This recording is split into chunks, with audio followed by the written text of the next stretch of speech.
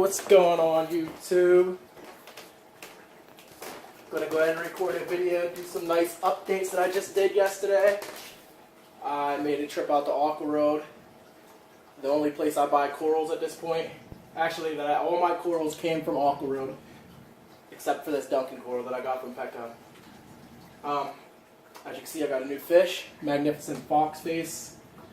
He was kind of pricey, but he's big and he was super healthy. They fed him and he attacked the food. You guys, as you know, I've been having some problems with keeping fish. I did not quarantine him. I am going to start quarantining my new fish that do arrive from here on out. You guys remember I had that coral beauty that I just got from Petco for 2 days, and the egg killed. I mean, he was just covered in egg. It was bad. He was dead. The cleanup crew got to him. Cleanup crew got to him fast, but I was still able to get the rest of his body out because it was a big coral beauty. Yes, he did not make it. I left the tank set for a couple weeks after that, I turned the UV sterilizer back on. As you guys can tell, everything's nice and clear. I got some more corals. I'm going to go ahead and talk about that. Other than that, the magnificent fox face is healthy, and I think he's going to do good. He's going to do good. I don't think it's going to be a problem for him. I think he's a nice, big, strong fish, and I have confidence that he's going to do good. I still got a couple other fish I want to get. I want a blue tang. I want a ruby head wrasse. That's one of my favorite fish. And I want a green wrasse, and I want a puffer fish. Maybe some clownfish. I don't know yet. Okay.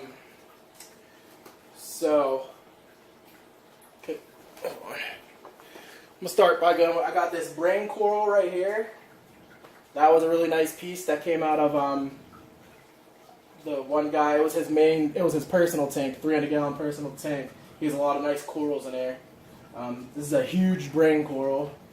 I'm not sure if the colors are all out on it right now. I don't think they are. It looks way better than this. Like I said, I just put these in here last night. This is the first day with the lights on that I seen them. I also got that. I'm not even sure what this is. I don't know if it's acans or what that is. I don't know. I'm not familiar with coral names and all that stuff. But his colors don't look too good in here right now. I don't know if it's the lights, but it was more of a greenish orange color under their lights. They were using Radions though, and these are T5, so I mean, I'm pretty sure that makes a pretty slight difference. I just ordered the Coral Life Pro light bulb, and that should be here. Actually, I got it for free from Dr. Foster's and Smith Live Aquaria because I had a $25 free gift card, so I used it and I got a Coral Life light. And I'm gonna go ahead and switch out one of the blue actinic lights for the Coral Life light because it has all the different light spectrums in it. So maybe that'll make the colors in this come out a little more. Other than that, everything else looks pretty good. I got these Zoas up here. I'm pretty sure that's what those are, Zoas, which is huge. I think I paid about maybe like $70 for that. There's a ton of heads on that. I think I paid $70 for that piece. I got that. And also I got this fox coral right here, which is really nice, very nice. It was pink in the store. It's kind of pink still. Like I said, everything looks different under different lights. Like this elegance coral right here, he glows in the dark. Whenever the blue comes on, he just glows. It looks amazing. He looks better when the blues are on than when the whites are on. Other than that, these corals are doing wonderful, man. I have not had no problems with any corals at all. I've been testing my alkalinity, testing my calcium, and everything's perfect. I'm gonna go ahead. I did a little alkalinity calcium test. I did a little alkalinity test. I'm sorry. So I tested the alkalinity last Friday. It was at 8.9. So I waited a whole other week to test it again to see how much it would drop in a week, and it went down 0.5. So it went to 8.4. So I added, and I want to keep my alkalinity around in the upper 8s, the high 8s, low 9s. So I went ahead and dosed some calcium and alkalinity by hand. I'm doing it by hand now. I don't need to use a doser because obviously these corals aren't really taking up that much calcium and alkalinity. They're not really consuming that much. So I added 10 milliliters of both end of calcium and alkalinity, and it went up 0.2, so it went to 8.6. So in my head, that means I would have to dose twice. I'm manually going to do it by hand, and that'll bring it up 0.4 because it's going down 0.5 each week, and I'm going to bring it back up 0.4, so it should stay the same. So I should be able to keep it at about 8.9, 8.8. I'm fine with that. Everything looks good like that. It doesn't need to be any higher. I'm not doing any water changes right now. I'm trying to see like how I can if I can maintain this tank with no water changes. Like I said, I have a little refugium down here. I got the what's that stuff called? The Chaetomorpha, the quarantine Chaetomorpha from Algae Barn, which is doing really good under here. I don't know if you can see that.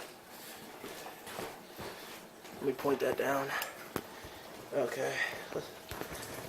Right under here, I have a black bag covering it to keep all the light in there. Here, I'm going to show you some of it though. I'm going to take it out for you. I'll show you what it looks like. It grew a little bit, so that's definitely working. Man, I don't really want to put my hand. You know, I don't really want to put my hand in there. Let me see if you can see this. Right here it is, right here.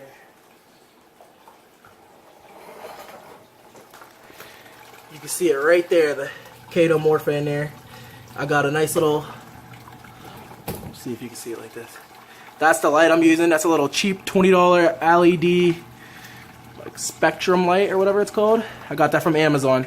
20 bucks. 20 bucks, guys. Cannot beat that. So that's working. I got the protein skimmer all settled in. The protein skimmer is like pulling out all types of junk and gunk. I'm loving that.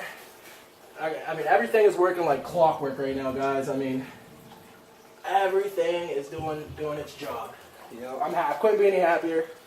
The only problem I was dealing with was ick. We'll give it a couple more days to see if the fox face gets ick. He may get ick, but I'm pretty sure he'll be able to beat it. If he does, he's a big, healthy fish. If he didn't beat it, then there's obviously something really bad in the tank, and I'd have to take all my fish out. Because if this fox face wouldn't make it, all the fish will be coming out here. They will be going to my quarantine tank. And I'll let this sit for a couple months and just keep adding corals, get everything I want in there. Let it sit for a couple months, and then add all my fish after I quarantine them. You know, but I think everything's going to go well. I do not want to have to go that route. Too much work. I really, it's not even that it's too much work. I just don't want to go through that.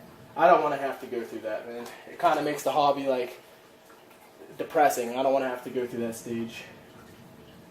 What else did I want to tell you guys? So I got the light coming. I also had an electrician come in. Go ahead and show you this, guys. I made my tank easier to access.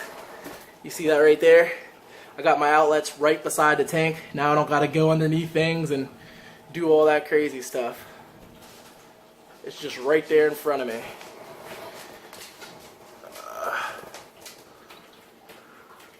Also, I want to say that's it. So I don't think I really have anything else to add. I had an electrician come in. I have easier access to my tank.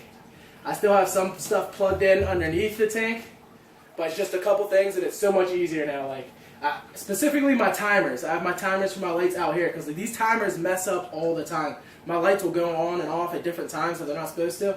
So now I moved them out here, and I realized it was doing that because whenever I go in my tank, there's you barely have any room to move. So I was hitting one of the little dials on it, and it would change the time. So now I have it out here, and it shouldn't be a problem.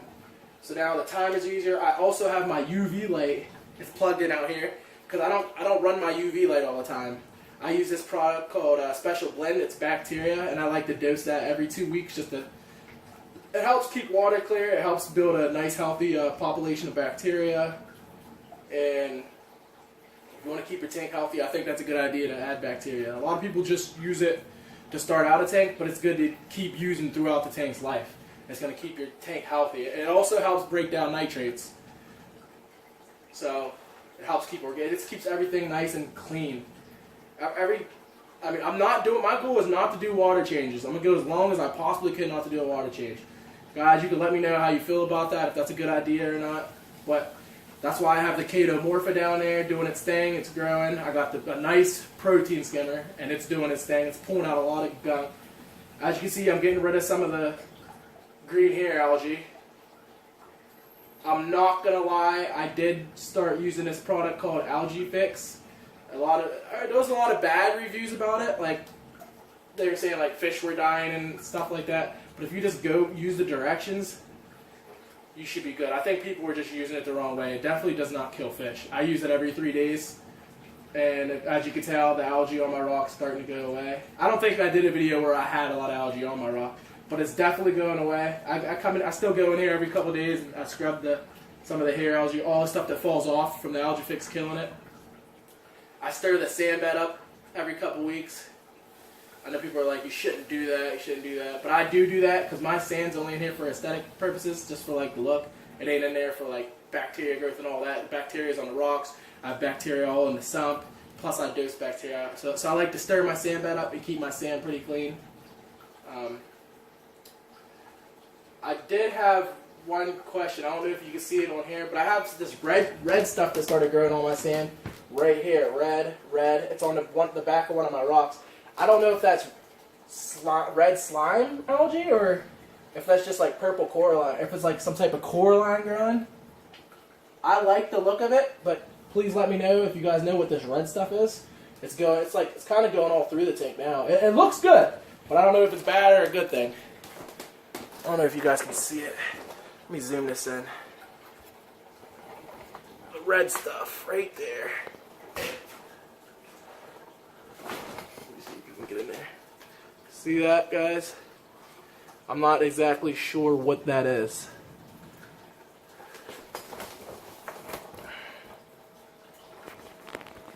I'm gonna take this off of my hand and use it now. Alright. Oh yeah. I built a nice mesh top. It came out really good. I like that. I got that from Innovative Marine. A little pricey, but whatever. Here goes some more of that red stuff right there. I'm not sure what that is. If you guys know, please let me know. Please tell me what you think that is. I mean, it looks good. I like the look of it, but I don't know if it's red slime algae. I don't know if it's bad or good. But, oh, look at the tank from the side, guys. Yep. The rock's starting to color up. Got snails everywhere, hermit crabs. By the way, my Christmas wrasse been killing my crabs like there ain't no tomorrow.